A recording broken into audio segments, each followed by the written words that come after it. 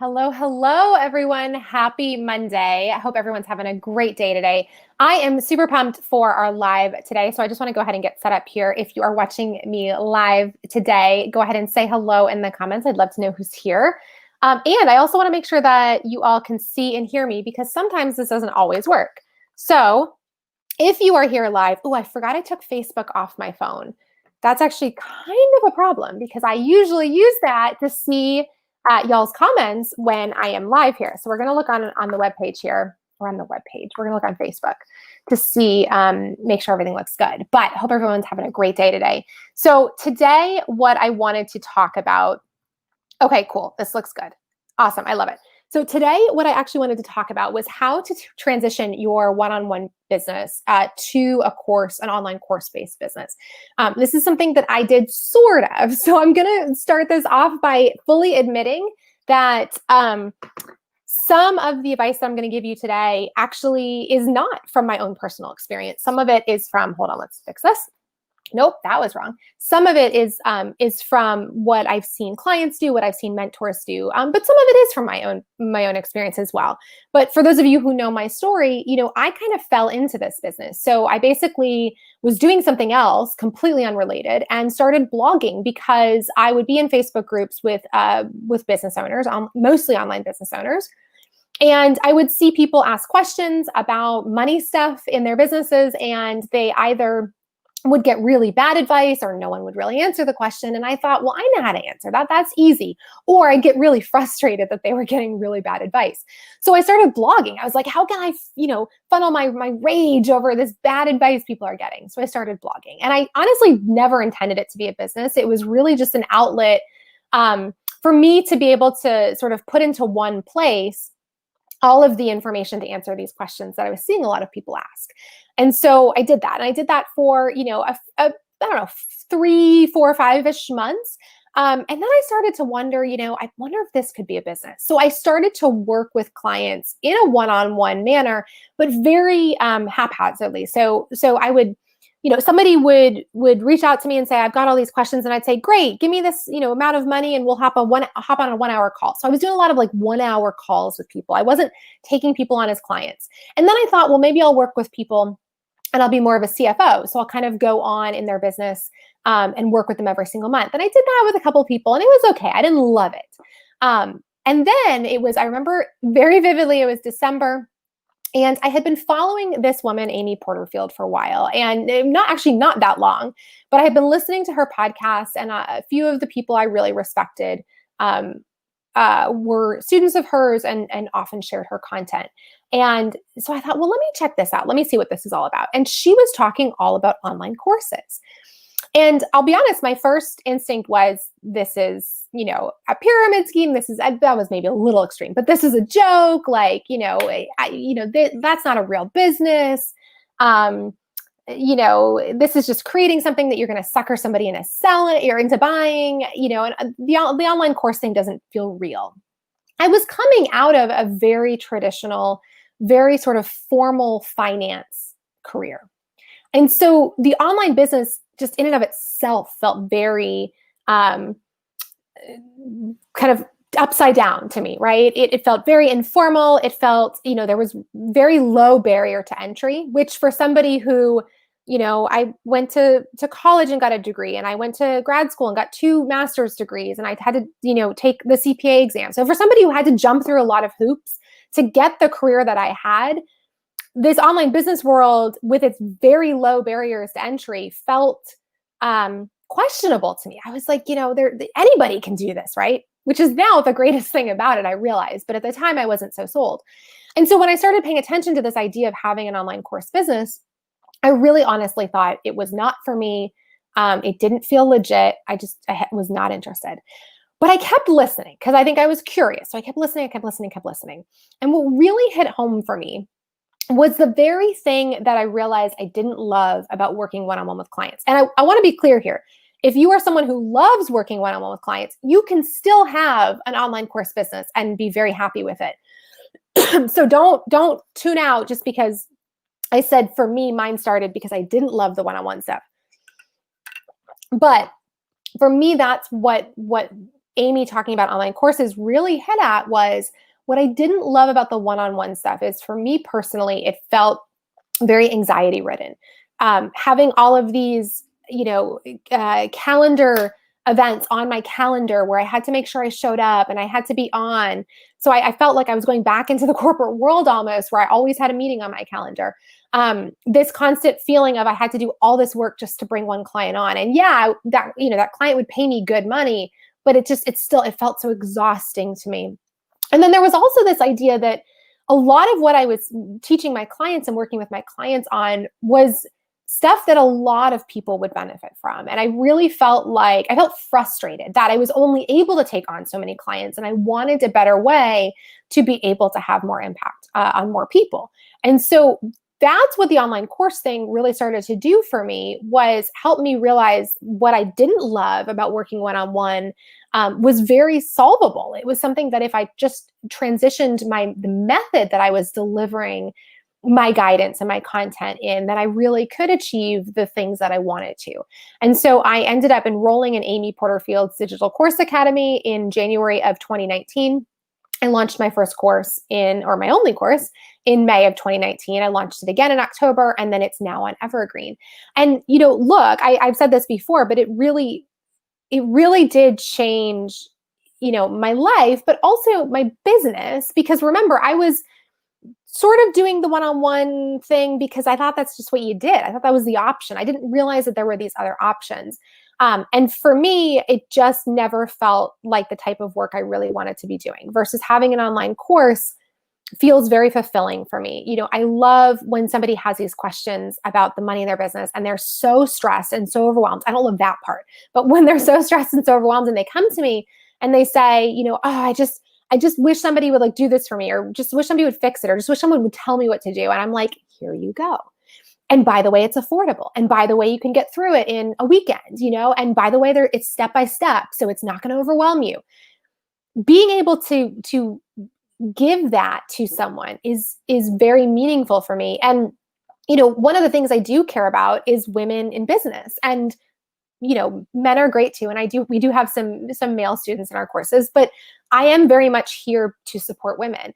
But I don't have the funds right now, at least, to invest in every woman-owned business that I come across. So for me, being able to put my knowledge and my expertise into an online course that I offer then to you at an affordable price in a manner that helps you get action, to me is my own way of investing into your business, so that you can grow and you can, manage the money in your business and really build a successful, scalable business, which just makes me so incredibly happy, because I know that one of the best ways or best tools we have to eradicate gender inequality is women, having more power, having more money, really sort of taking their place in this world.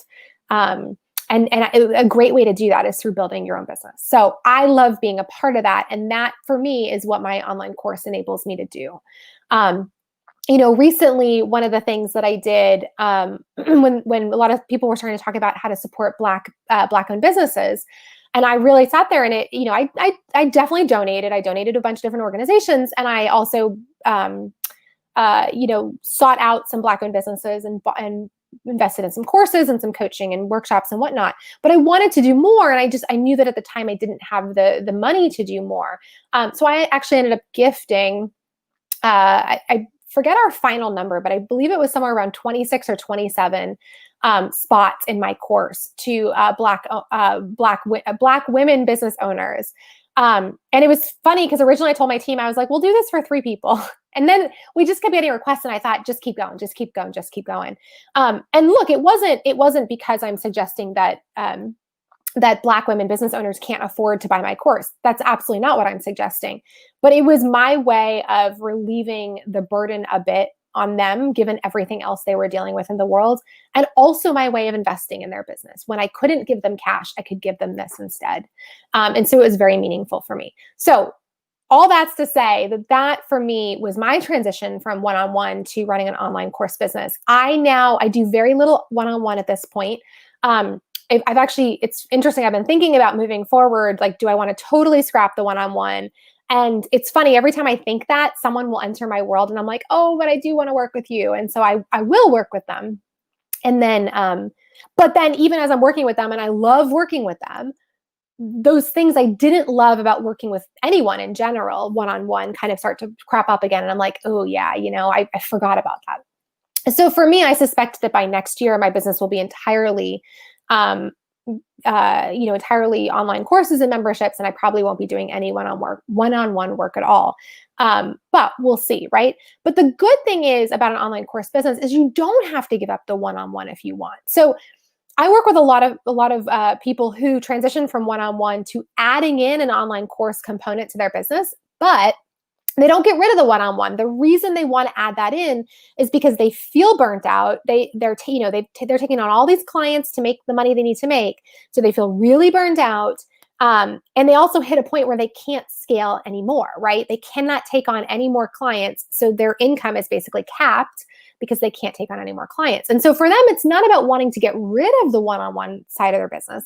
It's just about wanting a way to supplement it so that they can cut back a little bit, get some breathing room, and then also keep the business growing and scaling, even as they're sort of drawing the line and saying, I can't personally do anymore.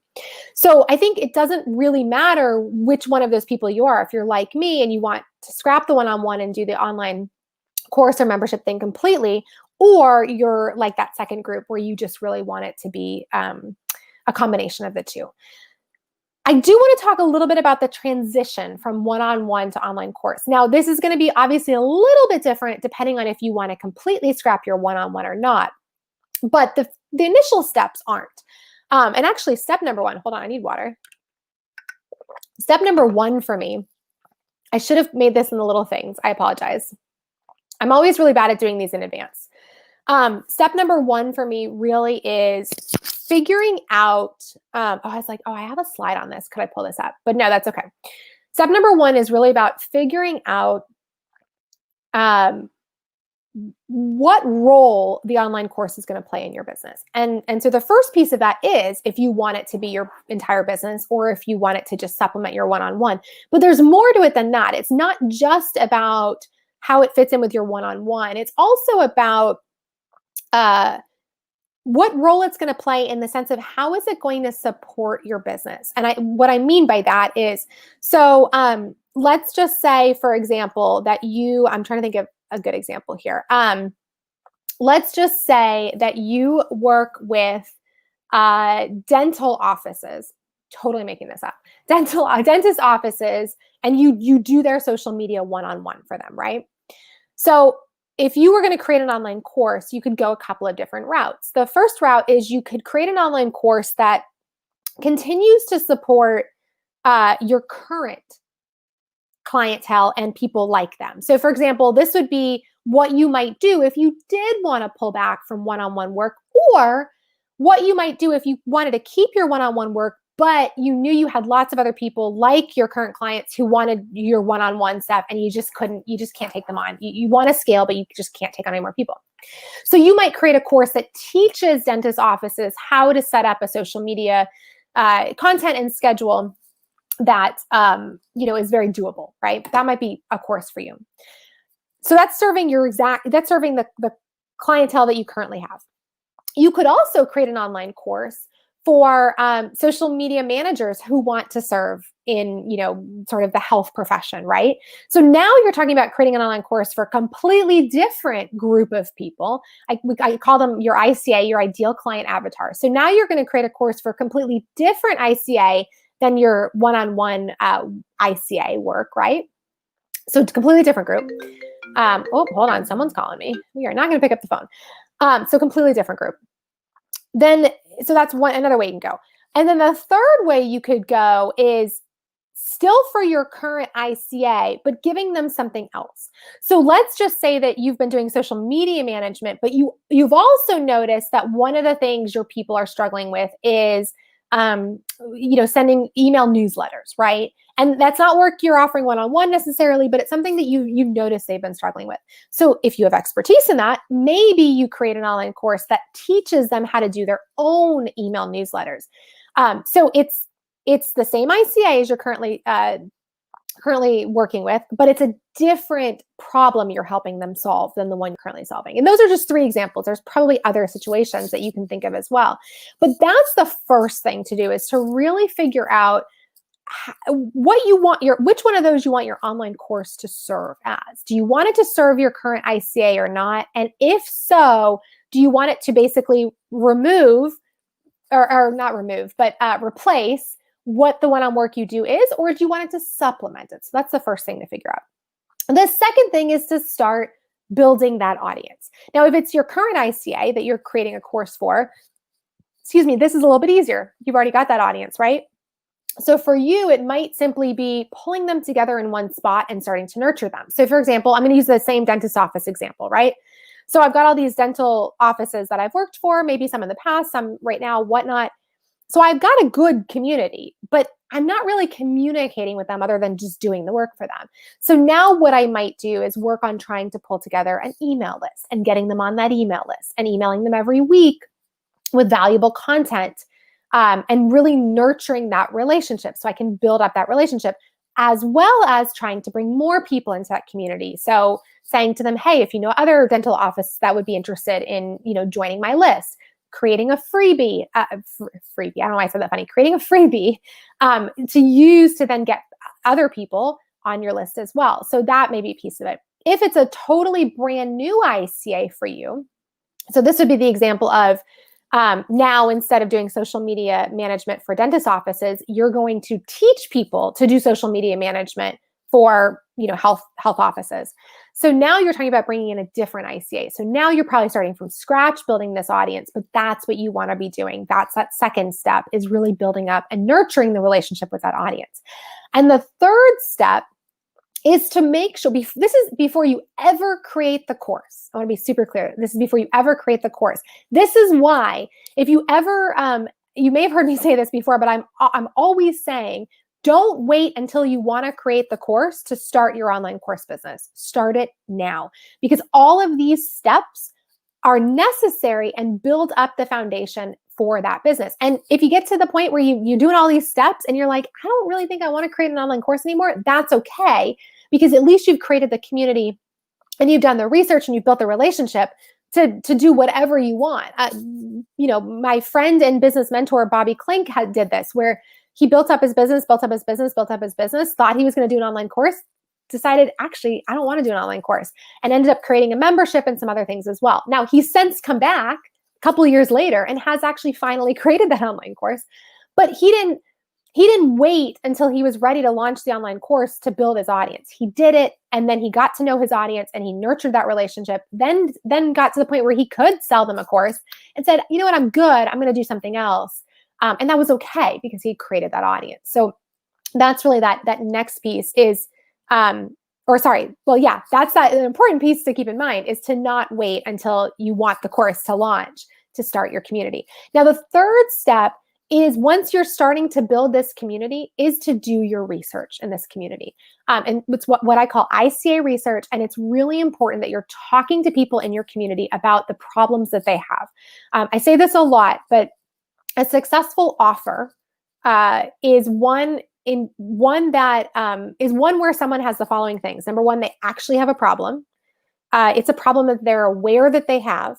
It's a problem they want to solve, and it's a problem that they're willing to pay money to solve. So let's just go over those real fast. It's a problem. They actually have the problem. That's required, right? I don't think I have to explain that. They actually have a problem. The second is they know they have that problem. Now, if they don't know they have the problem, it's not insurmountable, but it makes it harder. An example would be Bobby again, where Bobby sells legal templates, for your website, privacy policy and all that, right?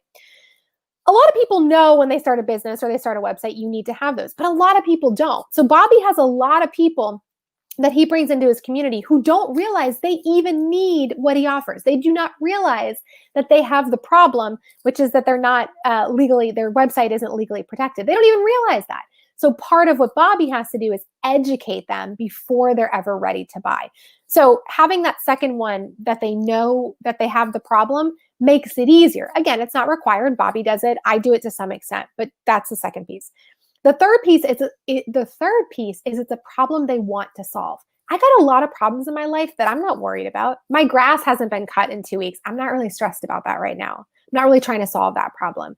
But there are problems in my life and in my business that I am trying to solve. And so you got to make sure it's a problem your people actually care about, that they want to solve. And then the last, obviously, is that they want to spend money on it. I have talked to too many people who meet all the first three. It's a problem that people definitely want to solve, but at the end of the day, they're not willing to spend money to solve it. And that's a requirement if you're going to build a business on this. So this third step of transitioning from one-on-one business to an online course business is really getting to know your people and understanding what those problems are that meet all four criteria. Because I gave the example of if you've been doing social media management for a dentist's office and you decide you're going to teach social media managers to do social media management for health offices, what if you find out there's not an audience for that? Or what if you find out that people are doing that work, but they don't really need you to teach them how to do it? Right? Then you've created this course, you've built this whole business on this idea that there's this problem that doesn't really exist. So it's important to do that work. You figured out who your ICA is. You got to now understand who they are and what makes them tick and what are their problems that they care about and they'll pay money for. What are they just like burning to have fixed? What's keeping them up at night? The question I always love to ask people is, if I had a magic wand, and could wave it for you, what would it do? So it's that third step is really getting to understand your ICA, your ideal customer or ideal client avatar, before you ever think about creating that course. So those to me are the three steps. The first is really understanding and visualizing how an online course fits into your business, not just in terms of how much, if you want it to be all of your business or part of your business, but also, is it going to serve and support your current ICA or a different ICA? And how, if it's current, how is it going to replace what you do? Is it going to supplement or complement what you do? The second is to start building that community and that audience of your ICA and nurturing your relationship with them. Get them on your email list. Create a freebie that pulls them in and shows them the value you offer. And then the third is really to do that research with your ICA, to talk to them, get on the call with them. Pay attention to the words that they use and the things they talk about, the questions they ask in Facebook groups, to really understand what it is that they're struggling with. Those are the three steps you need to do before you can truly make that transition from one-on-one to online course business. And I will tell you this, and I said this a little bit at the beginning, but if you even have an inkling that you want to have an online course business, do not wait until you've full on decided. Just start laying the groundwork now. And when you get to the point where you say, okay, I'm ready, let's actually do the online course thing, you've got this audience kind of already there, already primed and ready for what it is that you offer. And then and only then can you go to them and say, here's what I've got for you. So that is my recommendation for all of you. But I will say, and this is the last thing I want to address, and I'm happy to take questions. I know we've got a bunch of folks watching here live. But one of the hardest things I think, and one of the biggest reasons why I see people being held back in the online course space, is they're afraid to let go. So they want to make the transition from one-on-one to online course, but they're afraid to let go. The one-on-one work is paying their bills. It's stable. It's reliable. It's comfortable.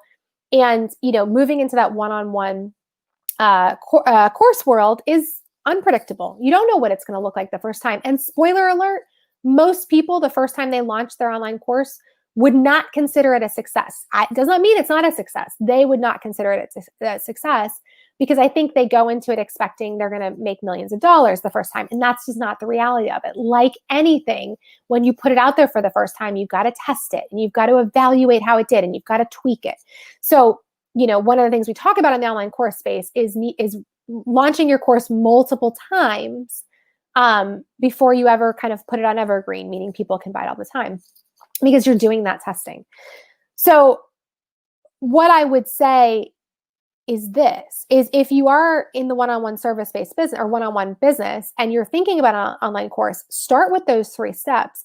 But I also want you to put a plan on paper of when you're going to get rid of your one-on-one clients, assuming you are getting rid of them. And if you're not getting rid of them completely, when you're going to scale them down to your ideal level. I want you to write it down. Is it 6 months from now? Is it a year from now? What is it? And then I want you to move it back, right? So if you say 6 months from now, I want you to say, okay, in month 5, I'm going to be down to this many clients. In month 4, this many. Month 3, and I want you to create your plan for how you're going to roll off those clients. Because this is and I said it before, but this is the biggest thing that I see stand in the way of people making this transition is they're afraid to let go of that consistent income. And I get it. But you're never going to truly be able to build this business or have the motivation to do so if you don't like rip the Band-Aid off, right? I know people who have been building their online course for over a year. It's bullshit. It's complete and utter bullshit. It should never take you a year to build your online course. Should never. The reason they're still building their online course is either because they don't really want to create a course or because they're afraid to just freaking do it. And that is the problem, is you've got to just be willing to jump in, go all in, and just freaking do it, okay? So that's what I would encourage you to do. It's what I've done there. If nothing else, one of my best traits, maybe also one of my weaknesses, but one of my best traits is that when I get something in my head, I'm just going to go do it. That I'm not going to sit there and dwell on it for months or years. And in the online course business, that is so critically important because you need to get it out there, and you need to get it out there so that you can get important information back. Because until you have that information, you cannot tweak it, you cannot make it better, you cannot continue to grow it. Cool. All right, friends, I don't see any questions. I'll give the last call for questions. But before I hop off, I did want to say that I have something super awesome and exciting for you. So I talked about Amy Porterfield, my business mentor, hosted Digital Course Academy, which was the incredible online course that I took to create my online course and grow my online course business. She is doing something she's never done before. And she is offering through Wednesday night, so you only have 2 more days, she is offering completely free access to the very first module of Digital Course Academy. And let me just tell you, this is worth gold. So the first module really is all about everything we talked about today. It's really all about getting to know your ICA and kind of building the foundations for your online course business. So if you're thinking about an online course or really just any kind of online vehicle, whether it's a course or a membership, or even just a digital product, you're going to want to grab module 1 because it's really going to help you better understand who you're trying to serve and who you're creating an offer for, and how you can really understand what their pain points are, so that whatever offer you create is exactly what they want and is something that they'll pay for. So you can grab this for free through, I believe she's doing 11:59 p.m. Pacific on September 2nd by going to megkwheeler.com/sneak peek. I will drop the link in the comments after this. But otherwise, I will be back. We're actually going to do 2 of these Facebook Lives this week because I was sick last week, so I didn't get to do the other one. So I will be back here on Thursday to have another conversation with y'all about online courses, which I'm super pumped about. I will also be in my free Facebook group, the Badass Moneymakers. Badass Action Takers is my membership. I will be in my free Facebook group, the Badass Moneymakers, on Wednesday. What time do we have for Wednesday? I have to look. Wednesday at 9:30 a.m. Eastern for my weekly Q&A. I answer all of your biz money questions. So make sure to join us over there. You can do that by going to megkwheeler.com/group. And remember, you have just a little bit over 2 days to grab the free sneak peek of Module 1 of Digital Course Academy by Amy Porterfield by going to megkwheeler.com/sneak peek. Otherwise, I will see you on Wednesday. Bye.